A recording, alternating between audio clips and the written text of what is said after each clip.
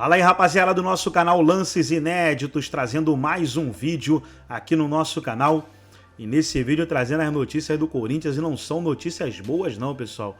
Uma estimativa aí que o Corinthians está devendo a mais de 200 milhões aí para 7 empresários. A Marília Ruiz, ela vai detalhar aí essa questão.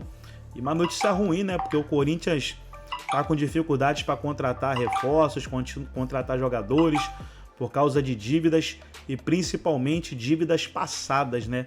Então realmente o Corinthians está como uma bomba aí, como uma bomba. O Corinthians, só notícia ruim, é notícia ruim atrás de notícia ruim. Antes de soltar o vídeo, quero convidar você que ainda não é inscrito no nosso canal, se inscreva, ativa o sininho das notificações para você não perder nada. Tudo do Corinthians, tudo do Timão, você encontra aqui no nosso canal Lances Inéditos. Então vamos para o vídeo e daqui a pouco nós estaremos de volta. Andrés, Duílio... Sucessão. O negócio é o seguinte, surgiu aí uma dívida milionária com empresários, 217 milhões, acusações daqui e dali, o Augusto Melo fala que são os outros, o Duílio fala que não tem confissão de dívida nenhuma, por isso que está o Andrés e o Duílio atrás de mim. O Duílio não disse isso. O quê? Que não tem dívida nenhuma. Não, que ele não assinou uma confissão. Que não Ele confessou a dívida. Não tem uma confissão de dívida que o cara assina. Ele afirma, ele diz que tem a dívida, mas que ele não tem uma confissão Gente, está no balanço do clube. Não, é que a matéria original disse que tinha um documento do Duílio confirmando, o Corinthians deve tantos milhões para... Tem uma nota promissória, é isso? Ele acabou de publicar uma nota. Ele acaba de publicar uma nota. Leia para nós, Arnaldo. É longa, é longa. Eu vou pegar um trecho, não sei, talvez... Infelizmente, a atual diretoria do Corinthians tem demonstrado uma assombrosa disposição de aumentar as dívidas da pior forma possível, sem trazer qualquer benefício administrativo ou esportivo de destaque. Esse é um trecho da nota. É um trecho. Eu leio aqui, é longa. Vamos lá.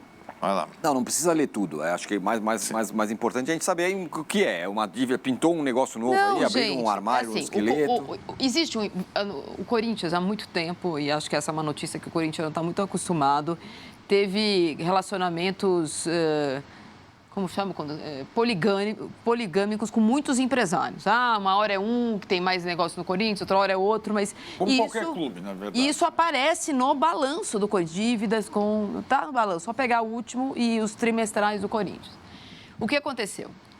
Os empresários, eles diversificaram suas atividades.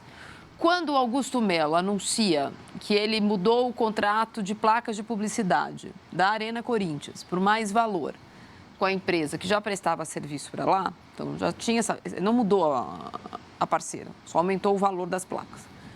Ele deu o valor e, segundo este empresário, que é de jogador e agora também intermedia esse tipo de negócio, rompeu uma cláusula de confidencialidade do contrato. Ele também intermedia outros contratos e aí ele reclama do jeito que o Corinthians tem lidado com isso. E reclama, neste momento, uma participação, é o Carlos Leite, por acaso é o empresário do ano, de um negócio, e ele quer receber essa parte do negócio. É claro que todas as relações desses empresários, elas foram solidificadas ou ganharam muito mais raízes nos últimos 15 anos. Qual é a gestão do Corinthians nos últimos 15 anos? Não é só esses dois que estão aqui atrás, né? Tem mais gente. Tem mais gente. E aí, o Duílio hoje responde... Entre esse e aquele tem o Mário Gobi, tem o Roberto de Andrade, tem a volta do Andrés. Responde a várias coisas que aconteceram no começo dessa temporada, dizendo que é o jeito, a administração não usa a palavra irresponsável, mas o fato de estar tratando de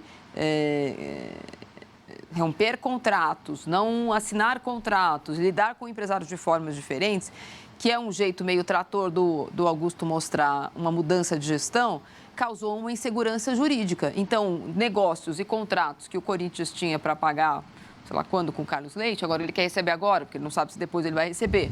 Então, cada um tem seu lado da versão sobre essa história.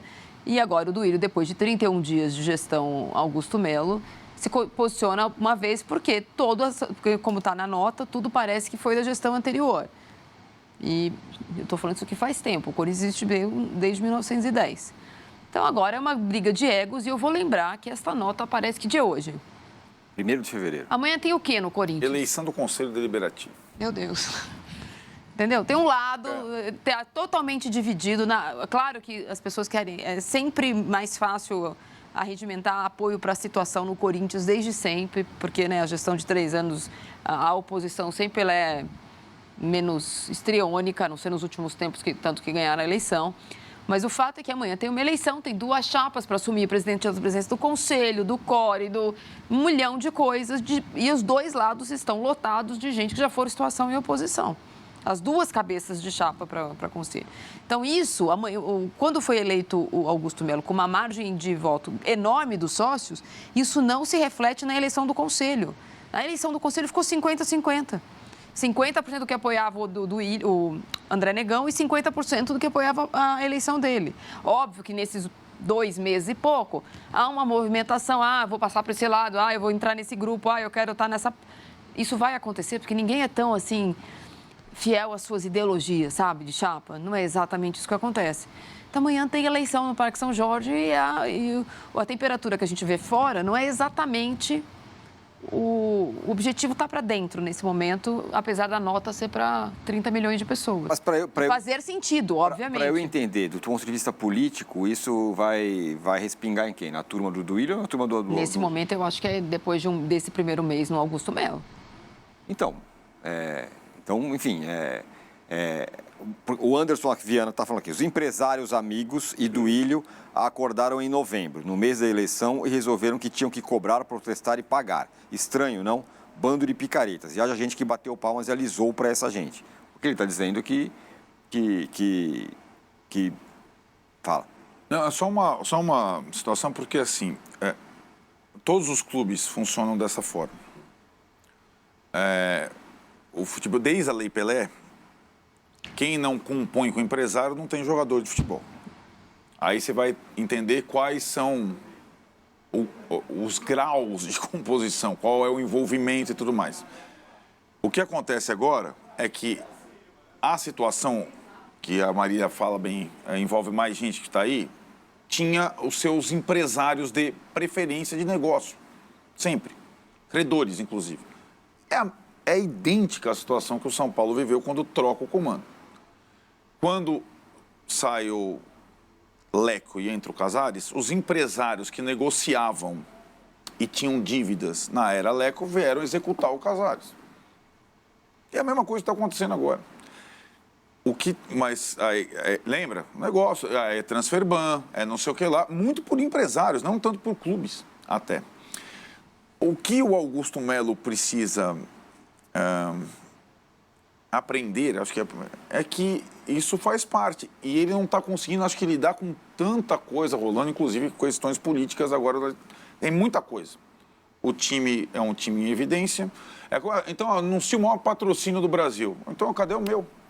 Quero o meu agora. Isso é automático. E o empresário é o primeiro a chegar. Eu quero o meu. O jogador, muitas vezes, então a gente está jogando ainda, não, a gente parcela lá, dá ali e tal.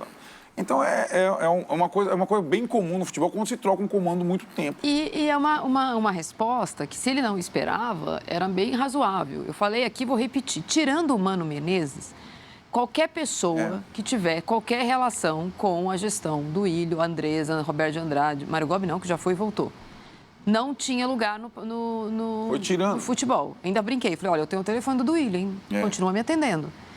Isso está acontecendo com os empresários também. Então, os empresários... a resposta rápida que muita gente da diretoria dá para qualquer problema do Corinthians é que isso é coisa do Duílio. Porque isso é coisa do Duílio, porque isso é coisa do Duílio.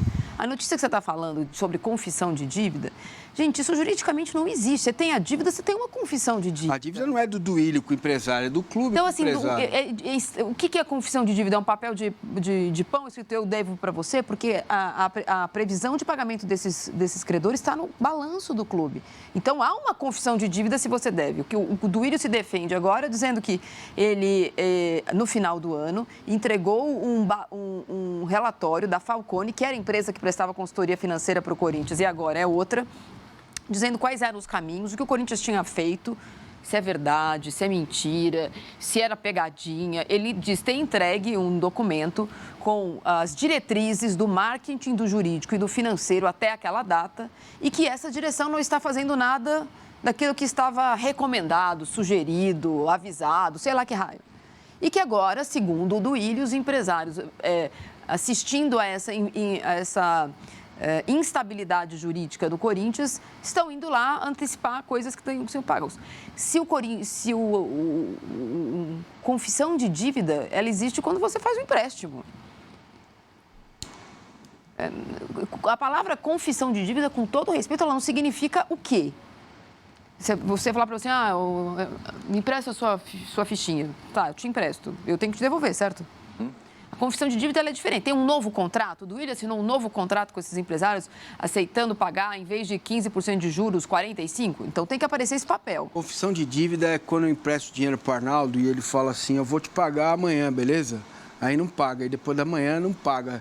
Aí eu falo, Arnaldão, chega aí, filho. Ele falou, mano, não vai dar agora. Então aqui, vem cá. Assina aqui um papel. Mas isso já tem. Então, exatamente. Por isso que eu acho estranhíssimo. Que a confissão de dívida não é dele, Duílio, pessoa física, como o Arnaldo me deve pizza até hoje, com é verdade, eu também não comi. Exatamente. Deve sim. Deve sim. Como não? Deve sim. Cadê a pizza? Você comeu sozinho?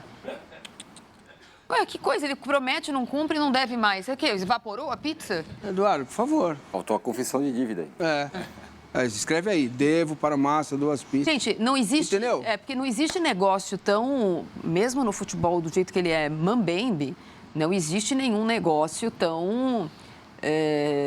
no fio do bigode no futebol mais. Então, por exemplo, o Will Dantas, que é um cara que tinha uma relação umbilical com o Corinthians, trouxe Pedrinho, leva o Pedrinho, empresta o dinheiro para comprar o Pedrinho de volta. Esse é um cara que tem o Corinthians deve 30 milhões. Esse é um cara que tinha uma relação boa com a outra direção, que tem uma boa relação com vários conselheiros do Corinthians e que agora ele quer os 30 milhões que é um Corinthians... Agora foi a minha parte. Não, eu entendo, mas assim... Com razão, né? Com confissão ou não, talvez... Gente, a confissão está no balanço. Eu sei, essa seja uma questão lateral. O fato é que tem 217 milhões. Qual que é o grana que ele vai ganhar da Superbet lá? Da Superbet, não, a Vai de Bet. E tem coisas de curto prazo que os caras... 360. Então, 360. Só nisso aí é mais da metade dessa Essa, Marília, essa história de bloqueio das contas é real? Não, porque não dá para você... Não, há um pedido... A antiga patrocinadora. A antiga patrocinadora conseguiu na justiça uma liminar para bloquear os pagamentos da Vai de Bet até que seja pago... o dinheiro dela, entendi. Ou seja, é uma decisão liminar, o Corinthians já recorreu, ainda não saiu decisão. Confissão de dívida ou não, o fato é, repito, uma dívida de 217 milhões que existe... Existe. Não inventaram essa dívida? Então, mas não foi ontem. Sim, nem anteontem, mas... Mas ela está num bilhão, Tirone. Ela está vindo à toma agora porque... Entendeu? Perfeito. Mas tem eleição no conselho. Não é espantoso você chegar de uma hora para outra ter um negócio... Mas não é de uma hora para outra. Não, de ter surgido essa história agora... Mas aí, desculpa, é um pouco mais da nossa miopia do que qualquer outra coisa. No final do ano, antes da eleição, o Duílio fez lá uma entrevista coletiva com 4 ou 5 setoristas, 6, eu não me lembro, eram 3 de cada lado, 6. E apresentou o que seria o final do ano, a diminuição de dívida, e apresentou essa dívida. Tem até uma pergunta do Pedro Ramiro, do Grupo Bandeirantes, justamente sobre isso.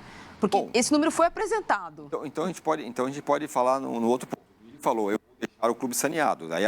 Aí da noite para o dia aparece um negócio de 7 bilhões. Isso... Não, eu só não concordo com de dia para a noite. Não, tá bom. E o Augusto Melo também não pode lidar com... todas as letras, com A mais B mais C mais D. Eu vou entregar o time sem ganhar títulos, mas com o time clube saneado. Bom, não me parece que é o que está acontecendo. Eu acho que ele disse que ele ia pagar a dívida, não disse que ele ia sanear, porque era humanamente impossível você pagar 1 bilhão de dívidas em um ano. Bom, que ia melhorar... mais ou menos...